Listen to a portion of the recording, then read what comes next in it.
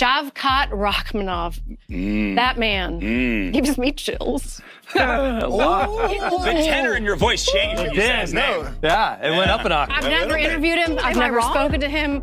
But I can see the goosebumps. I feel like I would get nervous. But you want to. But I want to. He's 16-0. He has a 100% finish rate. It's the total package, right? It's all of it. Exactly. Yeah. Thank you for being a man of class. I get it. It is a total package. I get it. This is not a normal description. This is AWE. When voices suddenly get higher, conversations slow down, and even battle-hardened ex-champions pause for a second. This isn't hype. This is aura. Shavkat Rakhmonov isn't someone people casually talk about. He's the name that makes rooms go quiet. 16-0, 100% finish rate. No excuses, no shortcuts, no mercy. Just think about it. Every opponent knows how this ends. The only question is, how fast? This isn't a prospect. This is a walking nightmare at welterweight. Complete, dangerous everywhere, no visible weakness. And that's exactly why what just happened feels so wrong. Because when even someone with this presence, this momentum, this nearly perfect trajectory suddenly starts to wobble, there's more to it than a small headline. Shavkat Rakhmonov has confirmed what nobody wanted to hear. Injured again, surgery again, sidelined again. And as if that wasn't bitter enough, the UFC immediately plays the next card, out of the rankings. Just like that, no big statement, no drama, one click, erased. What makes this so irritating is that it doesn't feel like a logical consequence. It feels like a sudden change of heart, as if someone decided overnight that inactivity is now a capital offense. And sure, fans are disappointed, rightfully so. 14 months without the octagon is an eternity at welterweight. Even if everything goes perfectly, a comeback before fall would be optimistic. Knee surgeries aren't short breaks. Pros easily lose 9 to 12 months, which means, in plain terms, we might be talking about next year. That's the moment when the gut feeling shifts, because talent was never the issue. Quite the opposite. A healthy Shavkat Rakhmonov had a crystal clear path to the title. Back when the belt was still up for grabs, he was one of the most dangerous names on the list. But now a word slowly creeps forward, quietly but ominously. What if? And this is where it gets uncomfortable, because what's really behind this decision raises questions the UFC ecosystem hasn't honestly answered in a long time. You know what? Honestly, Kamaru, at first I'd be like, that's bullshit, but the reality, that's fair, man. It's been, dude, bro, he doesn't fight, like he hasn't really figured out. I understand you. But John, they left John in the rankings for over almost 2 to 3 years. Yeah, but John's also the fucking greatest of all time with 14 titles. Okay, I understand that, and I'm not. Yes, and I'm not disputing that with John. I didn't dispute it when he was kept in the rankings. I never disputed that. Rightfully so, but.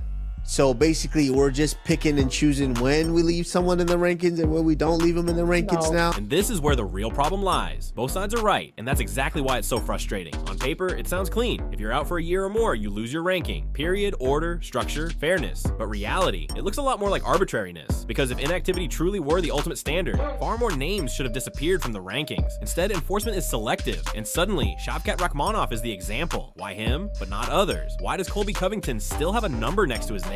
Even though he's been inactive for practically the same amount of time? No fight date, no injury, no clear plan. And yet, top 15, no problem. Or take Brian Ortega. After the injury in his first fight against Yair Rodriguez, he was out forever, and still never really fell out of the elite. And where was this sudden strictness when Tai Tuivasa vanished for 17 months? Or when Arman Tsarukyan didn't fight for months, turned down bouts, missed weight, and still comfortably stayed near the top? The highlight of this double standard is, of course, John Jones. 19 months without a title defense, and instead of consequences, he got praise tours personally delivered by Dana White. No hammer, no ranking reset, just pats on the back. And that's exactly why this doesn't feel like principles. It feels like selection. Don't get it twisted. Removing Shavkat from the rankings isn't insane. The problem is that it's not applied evenly. Today, inactivity is suddenly a death sentence. Yesterday, it didn't matter. And when rules only apply when you want to apply them, they're no longer rules. They're theater. It gets even more uncomfortable when you remember this. Shavkat's absence wasn't only about injuries. His family was involved in a serious car accident. Any normal person would slow down. Still, no grace, no context, no consideration. And right here, this is where the mood fully collapses, because what's being created here isn't fairness. It's a dangerous signal. That being said,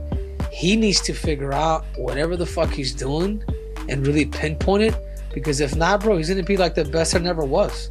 Like you don't know how good a Shavkat is in reality. Maybe what about when he comes back and he gets healthy? Will he still be the same? And you know this, Kamaru, or I know this.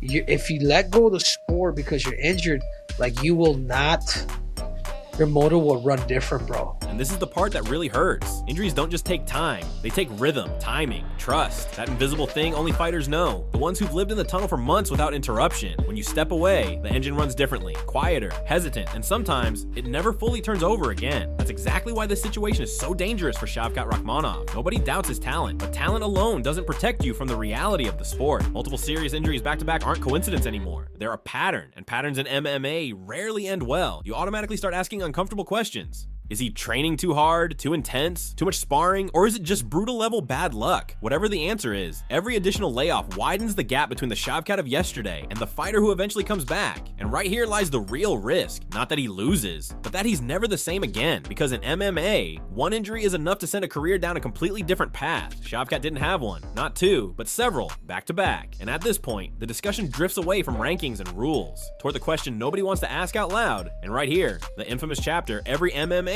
fan knows swings open.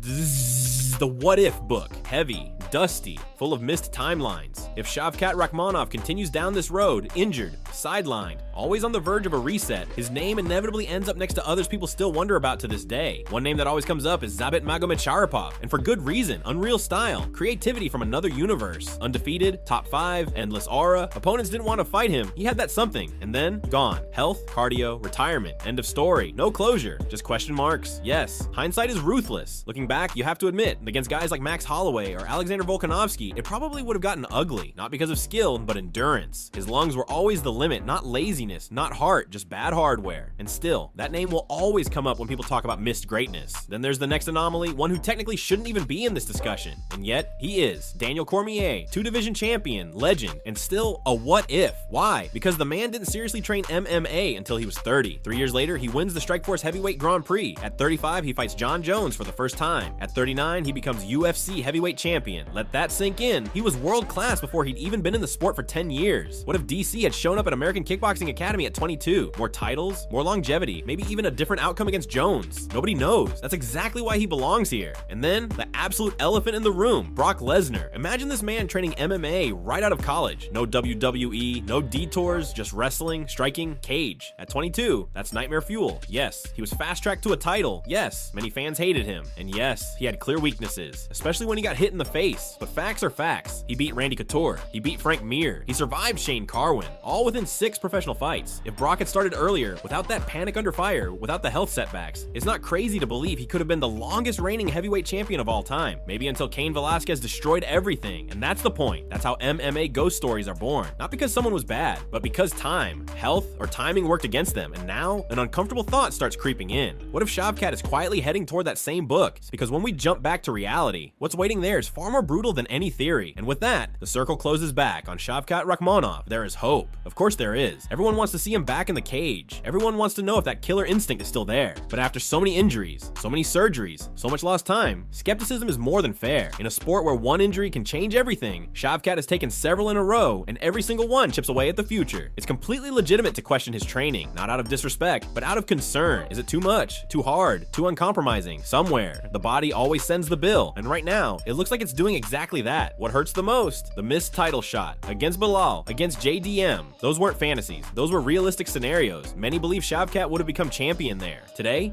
he's stuck between rehab, ranking question marks, and a welterweight division that's moving faster than he can return. And now, with Islam on top and his career in a kind of limbo, the path isn't just getting longer, it's getting narrower, much narrower. If Shavkat retired today, he'd be a what if, not the biggest, but a painful one fans would spend years wondering about. How this story might have ended if just a few things had gone differently. And that's exactly why this story is far from over, because what's brewing right now in the UFC universe around rankings, comebacks, and power plays is even more absurd than it already sounds. If you like this, hit like, follow the channel, and subscribe so you don't miss the next wave of madness. Because trust me, whatever comes next will be something you won't believe.